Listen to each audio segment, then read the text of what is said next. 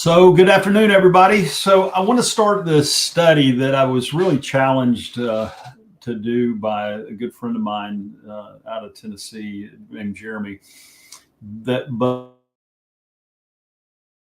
caused by gluttony.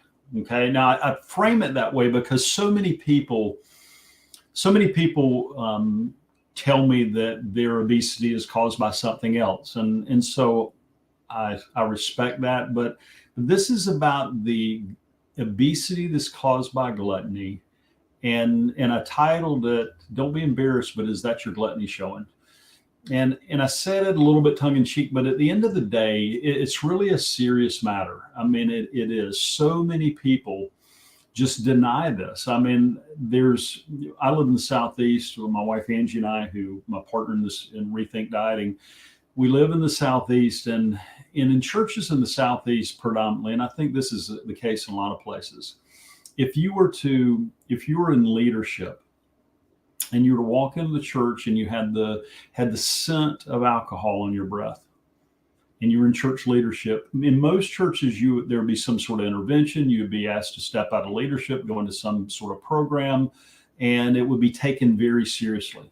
Okay, now I get that, and I respect that at some level, but if you're in leadership and you're 50 or 100 or 200 pounds overweight, and you have a church dinner, and that church dinner, you have 3 plates of fried chicken plus biscuits, mashed potatoes, and gravy. Don't forget the corn. Don't forget this. Don't forget that. The only thing you're going to get asked by the other leaders is what you'd like for dessert. Now that, I'm sorry, is hypocritical. It just is. And people tell me all the time, well, I can't help that I'm overweight. Well, maybe not. But here's the thing that I would ask you is if you really in your heart believe that your obesity is caused by gluttony. Now, a lot of people say, well, what's really gluttony? Is that, well, it's pretty clear in Scripture. Go to Proverbs 23, verse 20 through 21. Do not join those who drink too much wine or gorge themselves on meat. For drunkards and gluttons become poor, and drowsiness clothes them in rags. And so I think that's pretty well the definition. Now people say, well, if I don't eat meat, I'm okay. Well, I think Scripture's saying there, I'm positive that if you drink too much of any kind of alcohol, it didn't say not to drink it at all. It didn't say not to eat meat at all, or not to eat anything at all. It said too much. So there's the definition. It really is the definition, too much. So people say to me, well, how do I know if I've eaten too much? Well, look at the scale. And I don't say that, I say this out of caring, and to give you guys a little backstory on myself and my wife. For those of you that don't know me, I'm Alan Thomas. I just start running my mouth. But my wife Angie and I, we work with individuals in our program called Rethink Dieting, and it came from years ago. In 2017, I stepped on the scale, and one morning, it was March 2nd, 2017. It was the day after my 31st wedding anniversary to my wife Angie, and I saw 304 pounds staring back at me on that scale, and that freaked me out because at the time I was working in the life insurance business, where I dealt with what's called the senior market, senior citizens, as people predominantly over 65, and standing there on that scale staring at 304 pounds. As I was looking down, I started thinking about, and I was 55 years old at the time, I started thinking about all of the men that I had met that were over 65 that weighed more than 100 pounds overweight.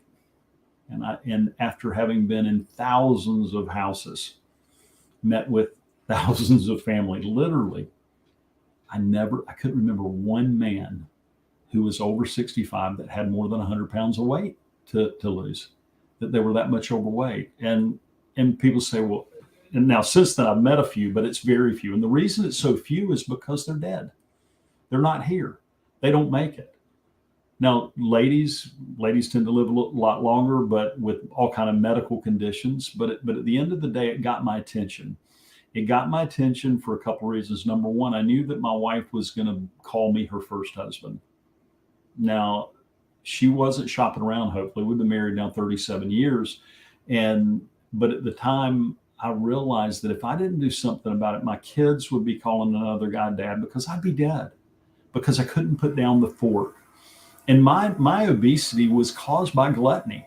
That was it, plain and simple. We could frame it any way we wanted to. And people ask me all the time, how do you know? They say, well, I don't really overeat. I eat healthy. And I talk to dozens of men and women every single week. And I get a lot of stories because we all have to build our coping mechanisms, just like I had to build mine. But I ask you these questions. First couple of questions. First one is, if Jesus himself walked in the door with a man or woman with him, there you are. If you're a lady, I'll just use a lady as an example. He walks in the house with a lady, and he says to you, this is the version of you could have always been at the age you're at now. Let's suppose your name is Jane. Say, Jane, this is the version of you could have always been at your current age. What does that woman weigh? And if you're a man, what does that man weigh? The version of you were made to be at your present age, that you know that the creator of the universe created you to be. And I find that people know this number. Whatever that is, but I want you to think about that. Number one, I want you to think about that. Okay, so now you know what size you're supposed to be. Okay, so if you know what size you're supposed to be, and this is speaking to gluttony, because then I would ask you, then I would say, okay, how'd you get there? Did you get there because of a medical condition just made your weight go up miraculously without overeating? I doubt it. And I don't say that to be rude. I say it because I understand. I sat between your elbows. I know what it's like to be obese and morbidly obese. But I want to say to you, if you're above that weight and you know that overeating caused it, then you've been a glutton. It's plain and simple. And I don't say that does it mean that you're not saved? No, God didn't say that any more than he says that you're not saved if you're drunk. Or if you're a robber. I mean, he was willing to, a robber was beside him on the cross, and somebody who was dishonest, and he was with them. So we all there. It doesn't mean we're not saved. It means that there's something better for you. It means there's something better for me. It means if you're obese, that there's something better. Now, what I want to challenge you to think about is this next question.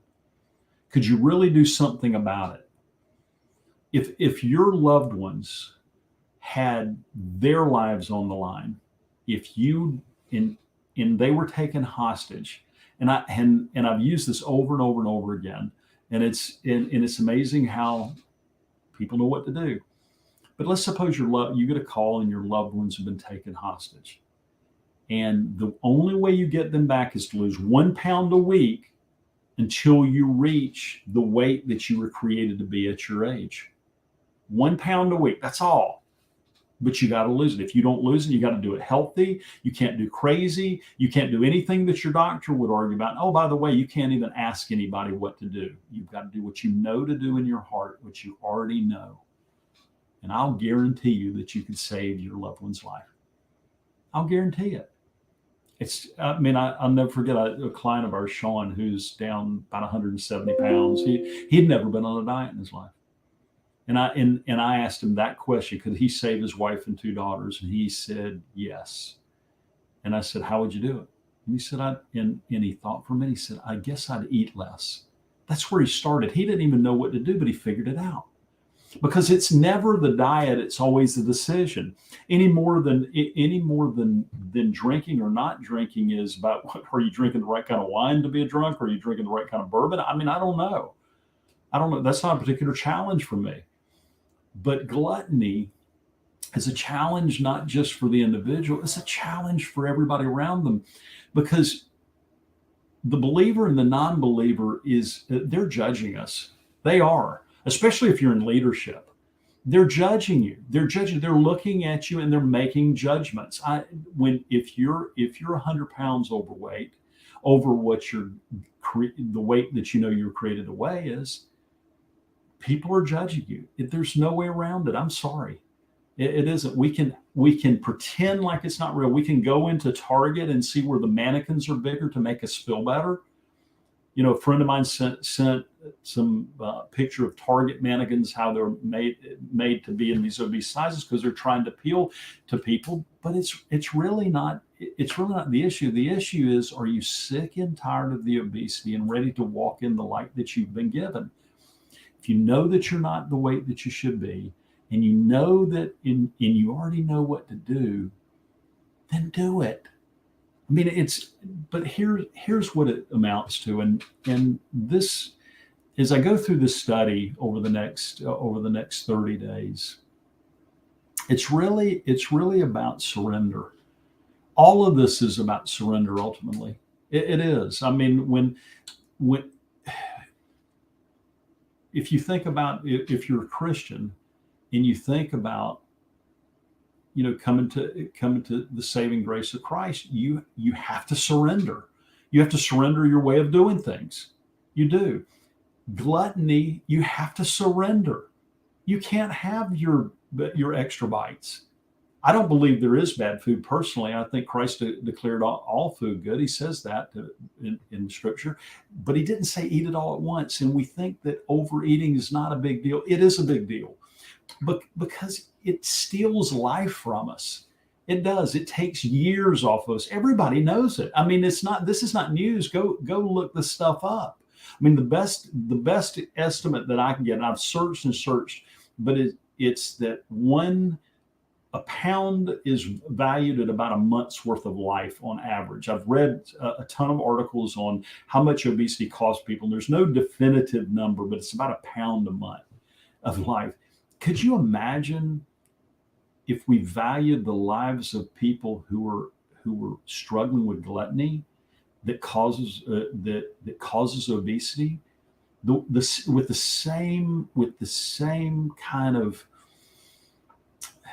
fervor? I don't know the right adjective I want to use, or adverb. I can't remember what part of speech I mean here, but with the same kind of intensity, with the same kind of courage that we fight for life of newborns. Can you think about that? Think about if we fought for the obese people, the obese men and women who are struggling with gluttony, the same way we fight for the unborn children. I mean, what would that look like? I mean, wrap your head around that one. As you walk into church, or you go into a group of believers, and you see them, and you look out and you see that more than 70% are overweight and more than 40% are obese or morbidly obese. And people laugh about it. They laugh about that. They make jokes about it, about themselves to cope. And I just want you to think about surrendering that, because it is a surrender. And it's not a surrender in a way that we're not going to win. It's a surrender to win. It's like when I got married to my wife Angie, I had to. It's called forsaking all others. I had to forsake all others. I had to surrender that. It was for something better. It was my life with her.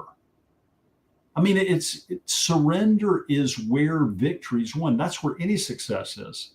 It is.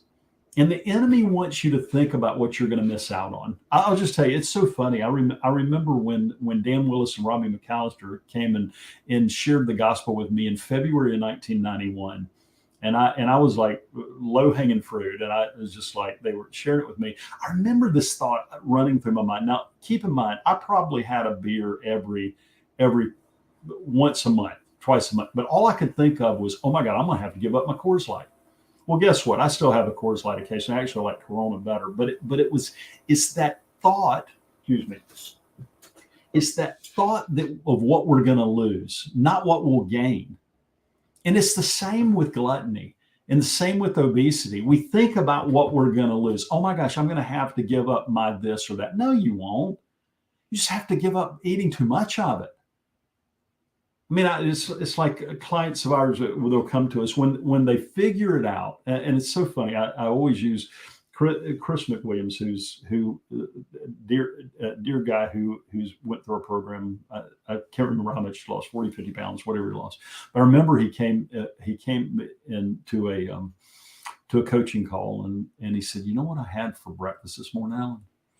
And I said, "What'd you have?" He said, "I had apple pie." Now this guy was losing weight while he was doing this too. And I said, "Good for you." He said, "You're not," he said, "You know what?" He said, "I figured it out." I said, "I figured it out." I said, "Yeah, you figured it out.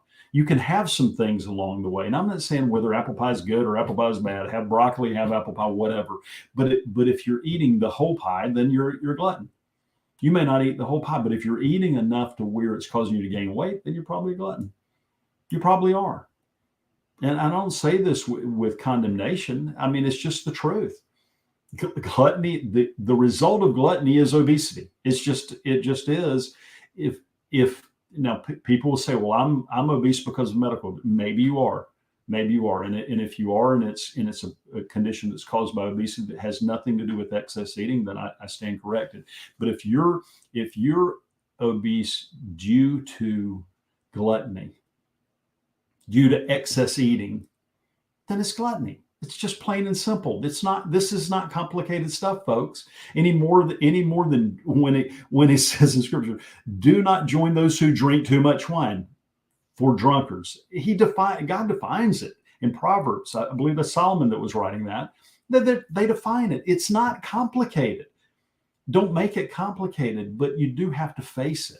You have to face it boldly. Just like Chris, as I was mentioning, he figured it out. It was Easter. I remember it was Easter weekend. He had figured that he could have what he wanted at Easter lunch, but he couldn't have that pie and stay within and still lose weight. But he figured out how to incorporate it into Monday morning's breakfast, so he saved a piece and had it.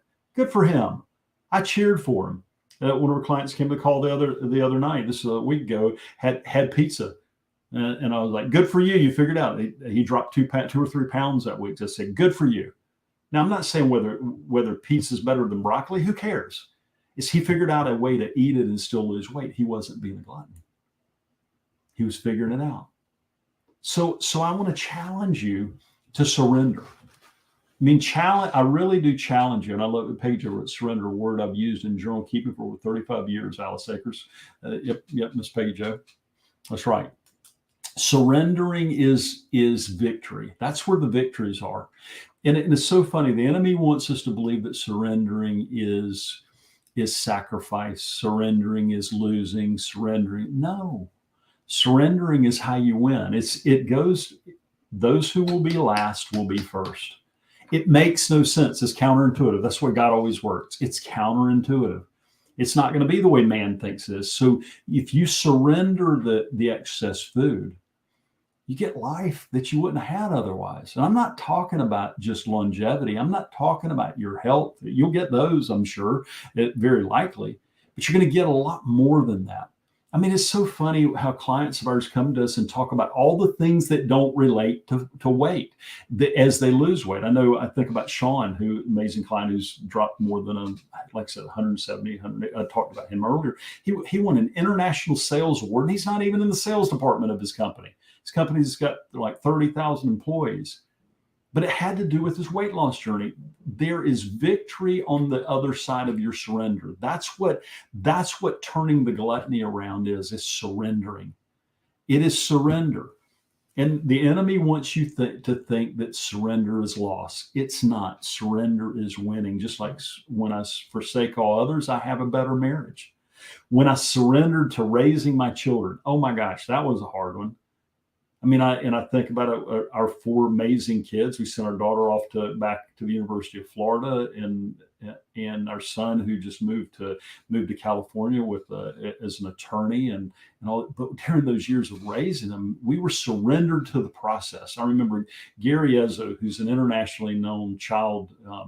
He's a child author. He and his wife Anne Marie, they've written book after book about children and it really parallels this weight loss journey. And I want you to get this piece. But when we were struggling with our kids, gosh, it was like we just thought we were messing them up so bad. We thought everything was going wrong, and our kids are all grown and they've turned into amazing adults. But it's so funny. I stood in front of Gary Ezzo. We'd heard him speak at Shandon Baptist Church in Columbia, South Carolina, and Gary Ezzo would listen to me rant about how we were messing up here, and we were messing up there, and we weren't getting this right, we weren't getting that right, and all these things that were going wrong. And he just looked at me and he said, "It's going to be all right." That's all he said to me. And I'm like, this guy's nuts. He's written all these books, and he's traveled all over the world speaking on raising children. He had a course that we went through multiple times called Growing Kids God's Way. And I'm like, he told me it's going to be all right in the middle of our catastrophe that we're in. And what he was saying to me, I realized, really, it's been just a short time ago. I realized that many, many years, probably 20 years after he told me, probably 25 years after he told me, he knew that it was going to be all right because he knew we weren't going to quit. And that's what this battle with gluttony really is. It's a battle of not quitting. You don't get, there's never a place where you're going to reach where you can eat as much as you want, whenever you want, and whatever you want. It doesn't exist. You want to buy a pill to take. You want to buy a shot to take. You want to have surgery done. They all fail. They'll all fail at some level. We've seen it over and over and over again. It's just they might work temporarily. They might work for a few, but you've got to change your thinking. You've got to change your thinking. You've got to surrender to the process. It never goes away. And this is a gift. I mean, it really is, because it builds perseverance. It builds stamina. It builds all these things, because at the end of the day, it's a battle for self-control. It's a battle for the mind. That's what gluttony is. It's a battle for the mind, just like alcoholism is. And I've got friends who are recovering alcoholics, but it's a battle for the mind. And that's when we started Rethink Dieting, because we knew it was a battle for the mind. We never tell people what to eat. People go, "Well, how do you get them to lose weight?" I said, "Well, they got to change the way they eat." And they said, "Well, you must have a real fancy exercise plan." I said, "No, we never tell clients what exercise to do. We like them to exercise if they're healthy enough." Although we have one client in particular, Rick, who he's 72 years old. He walks with a walker, has fused vertebrae, has a heart condition. He can't exercise. It's off the table for him. But he's still down 140 something, 137, 140 pounds, whatever it was as of yesterday. Because there's always a way when you surrender to the process, when you surrender. So as we go through this is a journey that I'm learning on, just like you guys are. So bear with me as we go through it. These are not going to be long, but I want to encourage you. If you're overweight, which is likely obesity, call it what it is if it's caused by gluttony, if it's caused by overeating, which it likely is, and you don't know what to do, reach out to us. We have a process that it's a 5-step strategy. You can go to rethinkdieting.com, and there's a free training that Angie and I do, which takes about 40 minutes to go through. And we've had people contact us, lost 20, 30 and more pounds just from watching that. Totally free training. Nothing to buy on it. No fancy thing to do, but it really speaks to what my personal struggle was that led me, Angie and I, to lose 192 pounds in 260 days. That's together. And my wife, Angie, and myself. And we walk you through those strategies. And if you're really sick and tired, of struggling with weight, you know that you've got to get the weight off. You know that if something doesn't happen, that it's going to cost you in your work. It's probably already costing you in your work. It's costing you in your relationships. It's costing you in all these areas of your life. Costing you the shame every morning you're waking up thinking about it. Every night you're going to bed thinking about it. And when you have those kind of situations occur in your life, it's costing you ways you cannot even imagine. If you're ready to get that monkey off your back, and have an honest conversation, what we do on these calls, and schedule a breakthrough call at transformmyfuture.com/apply. We call them a breakthrough call because it's to break through. It's to break through all those stories that you've told yourself. And when people get on the phone with us, what we're doing is we're going to get to the truth. We're going to get to the truth of how bad your problem with weight really is. Is it something bad, or is it something just you kind of want to fix? If it's something you just kind of want to fix, don't book a call. Don't take a time off our spot. We have literally, I think last month it was 710 people that wanted to call with us. We don't have, listen, these calls are for people who have made the decision to get this weight off and they need help. And so we do these calls completely free. They don't cost a penny, but we get to the truth of how bad the problem with weight is.